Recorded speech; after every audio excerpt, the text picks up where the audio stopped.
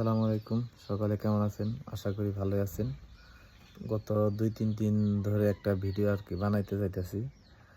তো ফাইনালি ভাবলাম যে একটা ভিডিও তৈরি করি।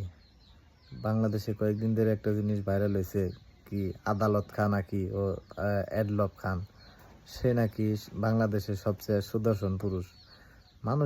বাংলাদেশের মানুষের কি আসলে রুচির দুর্ভিক্ষ পড়ছে?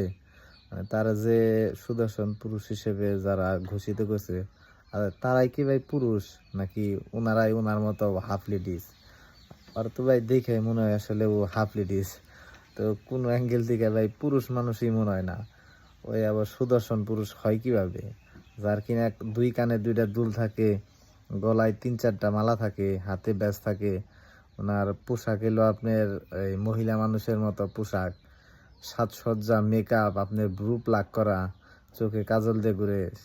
ওর তো ভাই কোনো অ্যাঙ্গেল থেকে পুরুষের মতোই মনে হয় না। তাহলে ভাই ওই সুদর্শন পুরুষ আসলে কোন দিক দিয়ে বিবেচনা হয় সেটাই তো চিন্তা করে বাঁচি না আসলে।